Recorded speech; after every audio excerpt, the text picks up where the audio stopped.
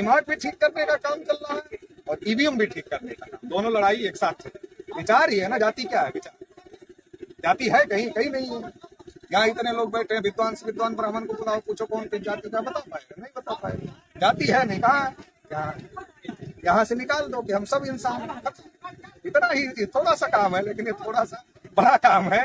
इस पर हम लोग लगे हुए, इतना जल्दी नहीं हो सकता, लेकिन हो सकता है, असंभव नहीं। नमस्कार, मैं हूं विनोद कुमार। आप देख रहे हैं प्रबल भारत की बुनियाद न्यूज। इस वक्त मैं उपस्थित हूँ पटेला में।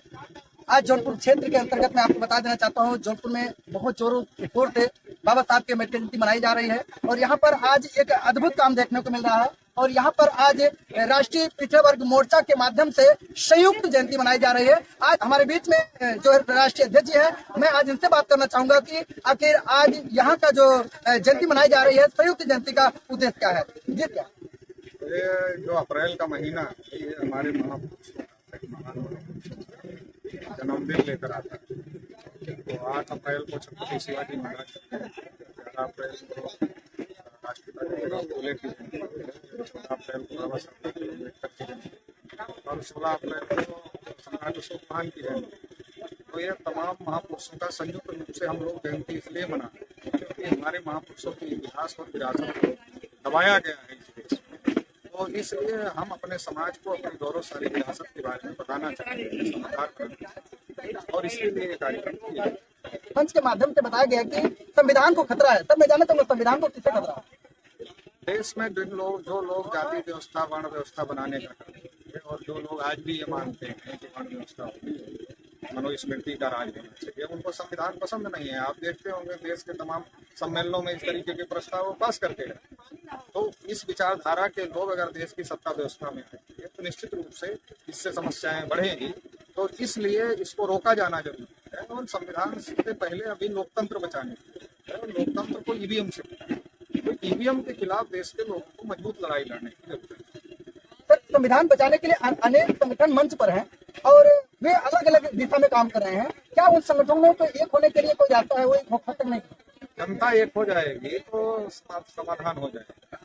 संगठन अलग हैं, देश की जनता समझदार हो जाएगी। अगर देश की जनता समझदार हो जाएगी तो यूनाइट होकर के वो फैसला कर लेगी कि उसको क्या करना है। सर, जैसे हमारे अगर देखा जाए भारतीय संविधान के अंतर्गत तो 85% बहुजन माना जाता है। 85 से 90% जब हम बहुजन समाज के लोग हैं तो फिर भी संविधान को इतना ज्यादा खतरा है। आखिर इस खतरे का सामना कैसे किया जाएगा?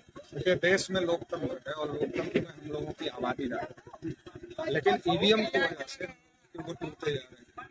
तो ईवीएम से जो वोट लूटे जा रहे हैं, इससे जो लोग संविधान विरोधी लोग हैं वो सत्ता में आ रहे हैं। तो इसलिए ईवीएम का बंदोबस्त पहले, ईवीएम का बंदोबस्त होगा तो संविधान की रक्षा हो जाएगी। ईवीएम का बंदोबस्त होगा तो ये जो उनकी संख्या आप बता रहे हैं तो ये बहुसंख्यक है, इनके वोटों का सही इस्तेमाल होगा। सही इस्तेमाल होगा तो सही लोग चुनकर जाएंगे, सही लोग चुनकर जाएंगे तो खतरा ही खत्म हो जाएगा। खतरा इसलिए है कि ईवीएम है।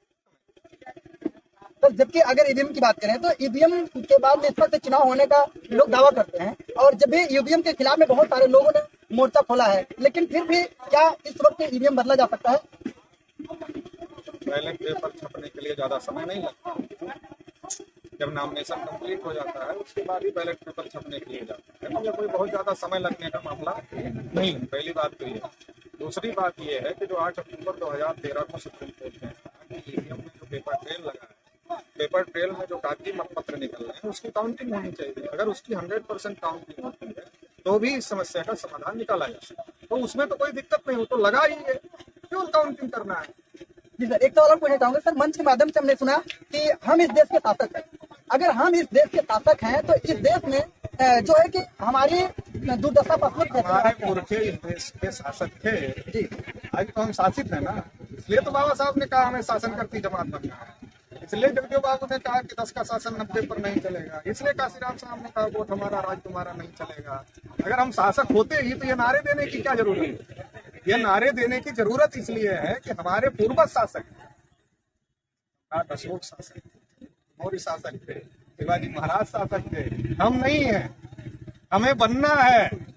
और बनने के लिए ये जो हमारा कमेरा समाज है, जो मेहनत पर ज्यादा विश्वास रखता है, लेकिन मेहनत करता है और दूसरे लोग आकर इसका दिमाग खराब करके इसका उपयोग कर लेते हैं, तो इसको जागृत करना होगा 90% समाज को। जब ये जागृत हो जाएगा, दो चीज ठीक करना है, एक ईवीएम ठीक करना है, एक अपने लोगों का दिमाग ठीक करना है। अगर ये दोनों ठीक हो गए तो हम शासक बन जाएंगे, कोई नहीं रोक सकता है। तो दोनों काम पर हम लोग लगे हुए, ईवीएम के खिलाफ भी लड़ रहे हैं और अपने लोग जो जाति धर्म के नाम पर भड़काए जा रहे हैं उनको भी समझाने का काम कर रहे हैं कि एकजुट हो जाओ, एकजुट होकर के लड़ाई लड़ो। हम आपस में बटे नहीं है, हमको बांटने वाला कोई और है, हमको गुलाम बनाने के लिए बांटा हुआ है, तो हमें शासक बनना है तो एकजुट होना पड़ेगा। तो दिमाग भी ठीक करने का काम चल रहा है और ईवीएम भी ठीक करने का काम, दोनों लड़ाई एक साथ चल रही है। जाति विहीन समाज की संरचना हो पाएगी?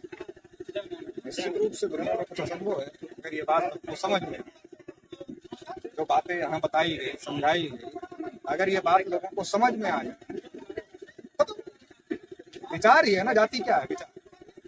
जाति है कहीं कहीं नहीं है। यहाँ इतने लोग बैठे हैं, विद्वान ब्राह्मण को बुलाओ, पूछो कौन किस जाति का, बता पाएगा? नहीं बता पाएगा। जाति है नहीं, कहाँ है?